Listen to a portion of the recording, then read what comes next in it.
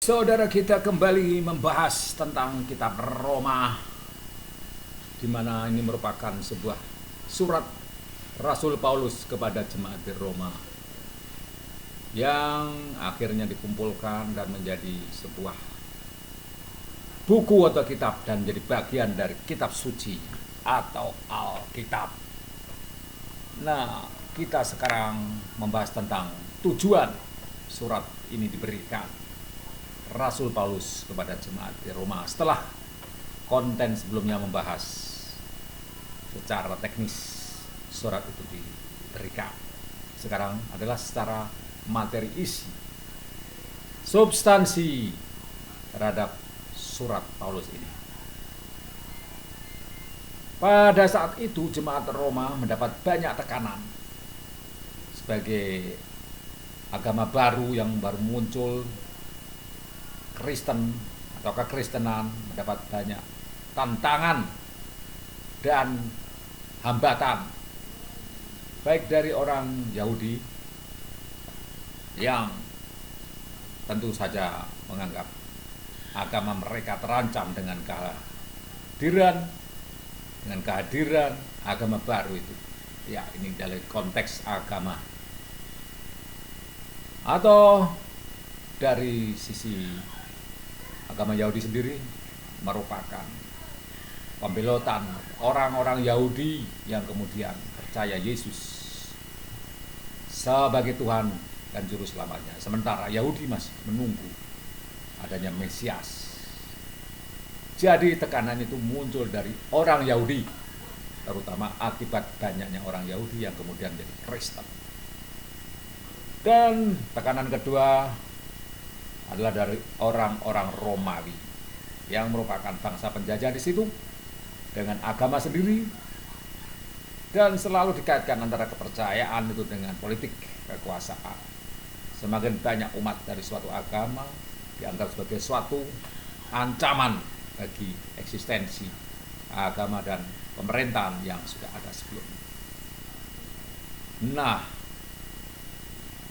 karena hal itu yang dihadapi oleh jemaat Roma, maka Paulus menulis suratnya pada mereka. Namun tidak cuma itu, ternyata ada juga konflik di antara orang Roma di jemaatnya sendiri. Nah, sebagai agama baru tentu banyak sekali nilai-nilai yang mengalami pergeseran atau perbenturan antara satu nilai yang lama dengan nilai yang baru. Oleh karena itu semua, Paulus mengirimkan surat guna menasihati mereka agar mereka dapat menghadapi semua ancaman itu dan bagaimana bersikap terhadap keadaan yang mereka temui. Serta tentu saja dari sisi politik, bagaimana mereka bersikap pada pemerintah. Nah, pada kesempatan inilah Paulus sang rasul memberi petunjuknya tentang pengertian agama Kristen sebagai agama yang baru dan tuntutan-tuntutan praktisnya di dalam kehidupan orang-orang pemeluk agama baru ini sendiri. Nah, saudara, sepanjang surat ini apa yang ditekankan Paulus? Ternyata tekankan bahwa hukum Taurat tidak lagi mengikat sebagai hukum. Ini tentu kaitannya dengan tuntutan atau ancaman, tekanan dari orang-orang Yahudi yang berpegang kepada hukum Taurat dengan agama baru itu.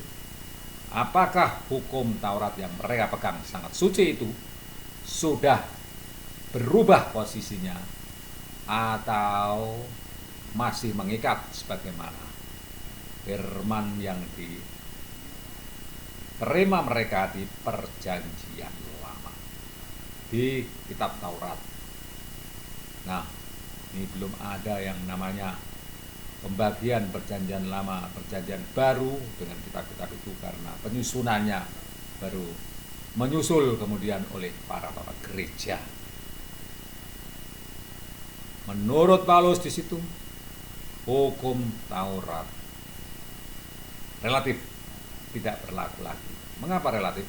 Karena di ayat-ayat yang menyatakan itu agak fleksibel tentang keberadaan hukum Taurat itu. Namun posisinya tidak boleh mengalahkan posisi kasih karunia Allah di dalam Yesus Kristus. Jadi cukup dapat dimoderasi. Nah, oleh karena itu sebagian yang menganggap hukum Taurat tidak berlaku, mereka menyatakannya sebagai sejarah kudus yang bercerita cara umat itu bisa sampai pada keadaan waktu itu. Namun bagi yang masih menganggap hukum Taurat berlaku, ini pun ada dialektikanya sendiri. Tidak semata-mata berlaku sebagaimana di dalam agama Yahudi, tetapi ada penjelasan-penjelasan bagaimana yang dimaksud masih berlaku, bagaimana hukum tidak berkuasa lagi atasnya, bagaimana hidup orang Kristen tidak lagi di bawah hukum Taurat, tapi kok masih bisa dikatakan hukum berlaku. Ini tentu ada pembahasan tersendiri, tapi secara umum, secara esensi dari pengertian yang dapat kita terima bahwa sesungguhnya yang berlaku adalah hukum kasih.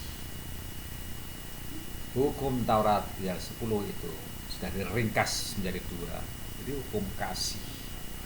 Kasihlah Tuhan Allahmu dengan segenap hatimu dan dengan segenap jiwamu dan dengan segenap akal budimu, dan kasihlah sesama manusia seperti kau mengasihi dirimu sendiri. Dan ini ada penjelasannya lagi bagaimana posisi hukum Taurat ini.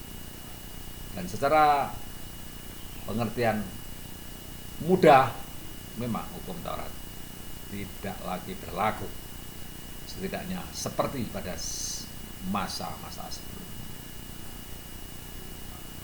Dan disinilah makna penulisan surat Roma, surat pada jemaat Roma oleh Rasul Paulus itu sesungguhnya dapat ditemui di dalam surat itu sendiri, yang ringkasannya dapat dimulai dari pasal 1. Ya, di sini ayat 11, berkenalan dengan jemaat. Ya, Paulus berkenalan dengan jemaat yang tidak didirikan olehnya sendiri. Lantas pasal 15, ia sebagai rasul minta dukungan keuangan dan sarana guna perjalanan ke Spanyol dalam misi penginjilan yang direncanakan. Lantas Paulus juga minta didoakan secara syafaat oleh jemaat Roma tentang adanya pertentangan, perlawanan dengan orang Yahudi di Yerusalem.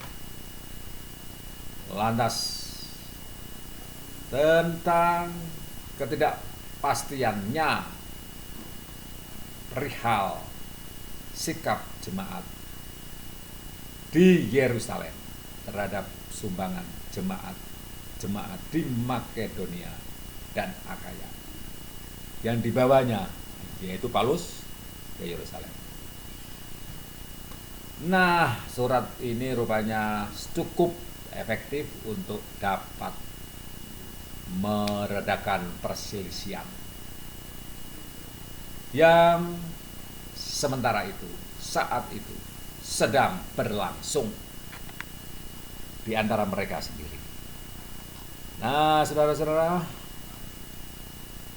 strukturnya menyangkut banyak aspek.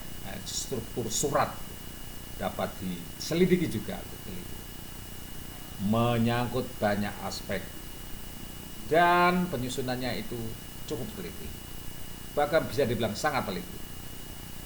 Nah, guna memahami struktur ini, surat Roma dapat dibagi, kelompokkan strukturnya menjadi 4 bagian, yaitu masalah kebenaran, masalah bangsa Yahudi, masalah kehidupan praktis, dan pengantar untuk orang-orang yang dikirimi salam oleh Paulus.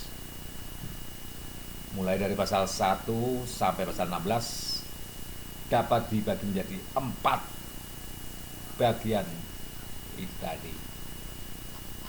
Selanjutnya tentang muatan teologis, doktrinal, alkitabiah.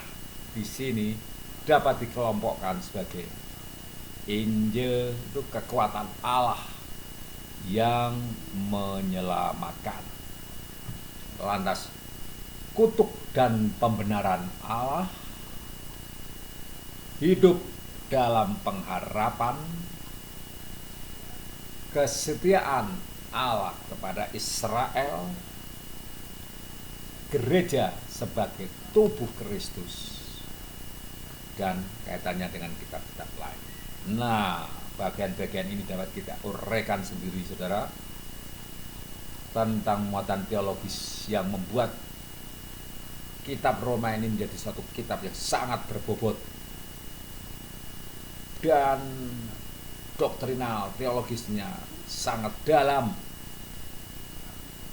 Jadi kitab yang paling kompleks di sini tentang sendi-sendi kehidupan Kristen, yaitu Injil sebagai kekuatan Allah yang menyelamatkan, kutuk dan pembenaran Allah, hidup dalam pengharapan, dan kesetiaan Allah kepada orang Israel, serta gereja sebagai tubuh Kristus. Demikian kita akan bahas 4 hal itu tadi, bahkan 5 tentang muatan teologis dalam kitab Roma ini. Masing-masing dapat dijelaskan sendiri, saudara-saudara. Dan ini cukup dalam, cukup mendasar, sehingga kita paham bagaimana sesungguhnya firman Tuhan yang